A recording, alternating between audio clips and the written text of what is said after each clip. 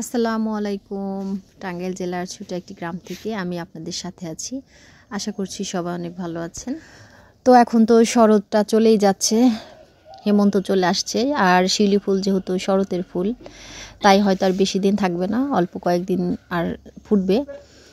তো এর আগে অনেক ফুল কিন্তু পড়তো, এখন ফুলের সংখ্যা অনেক কমে গেছে আগের চাইতে। এই যে গাছের কলিও কিন্তু আগের চাইতে অনেক কমে গেছে। এখন শরৎ বিদায় নেবে, সাথে সাথে শিউলি ফুলও বিদায় নেবে।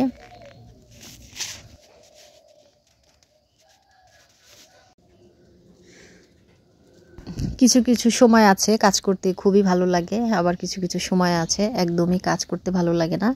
মানে কোনো ধরনের কাজ করতে ভালো লাগে না। সেটা হতে পারে সংসারের কাজ, হতে পারে ভিডিও করা, হতে পারে এডিটিং করা। তবে ভিডিও করে রাখি, প্রতিদিনই টুকটাক ভিডিও করে রাখি, কিন্তু এডিটিং করাটা একদমই হয় না। এখানে কিন্তু আমি রান্না করতাম, রান্নার ভিডিওগুলো এখান দিয়ে করি। এই জায়গাটা আমার খুব সুন্দর করে সাজানোর ইচ্ছা আছে, ফুল গাছ টাছ দিয়ে এদিক দিয়ে ঠিক করবো। তো সামনে শীত আসলে আমি এদিক দিয়ে গাছ আনবো, কারণ শীতকালে অনেক গাছ পাওয়া যায়। এই যে কয়েকদিন বৃষ্টিতে না এই জায়গাটা কেমন অসুন্দর হয়ে গেছে, একবারে মাটি কেটে কেটে নিয়ে গেছে। এই যে এত কষ্ট করে এই দিক দিয়ে আমি মাটি আনছিলাম, মানে মাটি দিয়ে ঠিক করছিলাম, খুব কষ্ট হয়েছিল একা একা। তো এখন দেখেন অবস্থাটা খুবই খারাপ। তবে আজকে ভাবছি যে এই জায়গাটা মেরামত করব। তবে এখন তো অনেক সকাল, এখন একটু রান্না বাড়ার কাজ আছে, মেয়ের স্কুলে যাবে, ওদেরকে স্কুলে দিয়ে এসে তারপর আমি এখানে কাজটা ধরবো। তেলের মধ্যে আমি পেঁয়াজ মরিচ কুচি করে ভেজে নিচ্ছি, আর এর মধ্যে আমি ডিম ছেড়ে দিচ্ছি। ডিমের ঝুড়ি বানাবো। ডিমের ঝুড়ি দিয়ে আমার মেয়ে ভাত খেতে খুব পছন্দ করে। আমি মাঝে মাঝে ওদের এভাবে ডিমের ঝুড়ি বানিয়ে দিই। বিশেষ করে আমার বড় মেয়ে এই খাবারটা অনেক বেশি পছন্দ। তো আজকে সকালে যে খাবারগুলো ছিল সেগুলা দেখা যায় গতকালের তরকারি, ওইগুলো আর বাচ্চাদেরকে দিব না। ভাবলাম যে 2টা ডিম এভাবে ওদেরকে ঝুড়ি বানিয়ে দিই, 2 বোন খেয়ে নেবে, আর বাদ বাকি যা আছে ওইগুলা দিয়ে আমরা খাবো।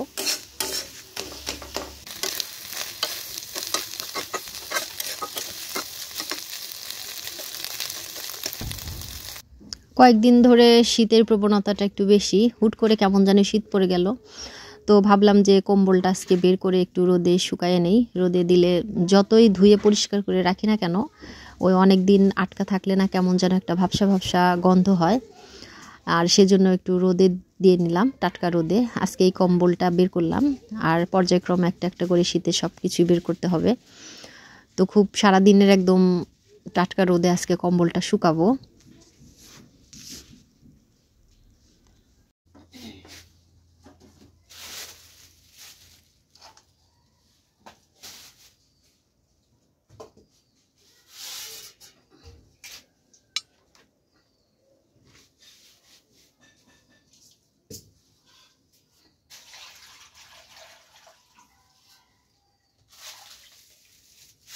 এটা রুই মাছ, তো মাছটা আগে ভিজিয়ে রাখি, তারপরে ভাতের চালটা ধুয়ে দিব।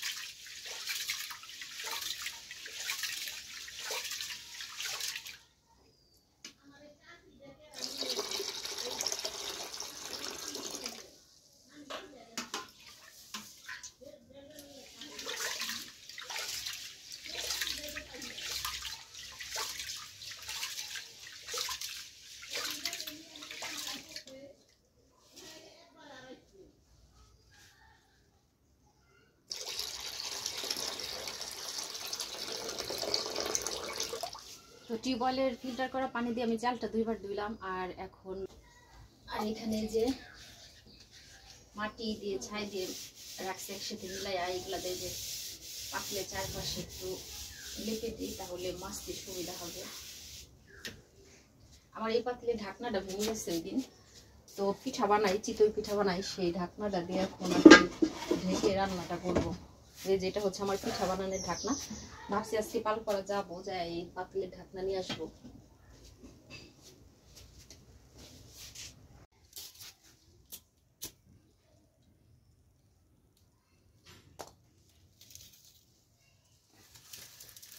তো জালটা জ্বালিয়ে দিয়ে তারপরে আমি তরি তরকারি কাটবো।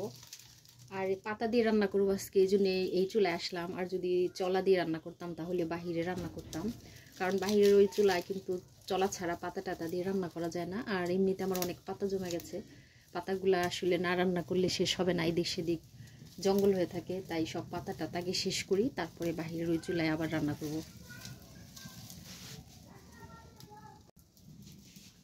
এই যে আলু নিয়ে আসলাম, আলু দিয়ে হচ্ছে রুই মাছ রান্না করবো।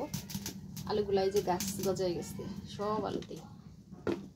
আর এটার মধ্যে হচ্ছে করলা, করলা দিয়ে আলু দিয়ে একসাথে মিলায় ভাজবো। আর রুই মাছ দিয়ে আলু দিয়ে দুটো তরকারি হলেই হয়ে যায় আমাদের এত তরকারি লাগে না, কারণ মেয়েরা তো এক টুকরা মাছ হলে ওদের খাওয়া হয়ে যায়। চুলায় রান্না করা আসলে খুবই কষ্টের কাজ, একদিকে জাল ঠেলতে হয়, আরেকদিকে তরকারি কাটতে হয়। তো তারপরেও আমার মোটামুটি অভ্যাস আছে, তবে চুলায় রান্না করতে না একটু দেরি হয়। যেদিন খুব আমার তাড়াহুড়া থাকে সেদিন দেখা যায় আমি গ্যাসে রান্নাটা করে নিই। আর যেদিন তাড়াহুড়া কম থাকে সেদিন চুলায় এসে রান্না করি। আসলে যেহেতু গ্রামে থাকি, এই জন্য মাটির চুলার খাবারটাই আমার মনে হয় যে মাঝে মাঝে খেলে মন্দ হয় না। আর মাটির চুলার খাবার কিন্তু অনেক বেশি টেস্ট হয়। গ্যাসের খাবারও খারাপ না, কিন্তু মাটির চুলার টেস্টই আলাদা। আর আপনাদের ভাইয়া মাঝে মাঝেই বলে, বেশি দিন গ্যাসে যখন রান্না করি বলে যে মাটির চুলায় আজকে রান্না করো, বিশেষ করে বড় মাছ, তারপরে মাংস, এগুলা করতে তো আমি সবসময় মাটির চুলায় এগুলো করি। আবার পিঠা টিঠা বানাতে তো মাটির চুলায় একদম ঠিক, মাটির চুলা ছাড়া কিন্তু পিঠা মাটির চুলাই সবচেয়ে সুন্দর হয় আর কি। তো যাই হোক, এখন করলাটা আমি আগে ভাজবো, যেহেতু করলাটা আগে কেটে নিয়েছি। আর ওইদিকে যে মাছটা ভিজাইছি, মাছটা এখনও ভিজে নাই, মাছটা এখনও মাছে আইস আছে। তো করলাটা ভেজে নিয়ে তারপরে যে আমি মাছটা বসিয়ে দিচ্ছি, আলু দিয়ে আজকে মাছটা রান্না করে নিলাম। রুই মাছ আলু দিয়েই আমার কাছে ভালো লাগে। তো রান্নাটা শেষ হতে হতে ভিডিওটাও শেষ করে দেব। আমার ভিডিওটা এতক্ষণ ধরে ধৈর্য ধরে দেখার জন্য আপনাদেরকে আবারও অসংখ্য ধন্যবাদ জানাচ্ছি।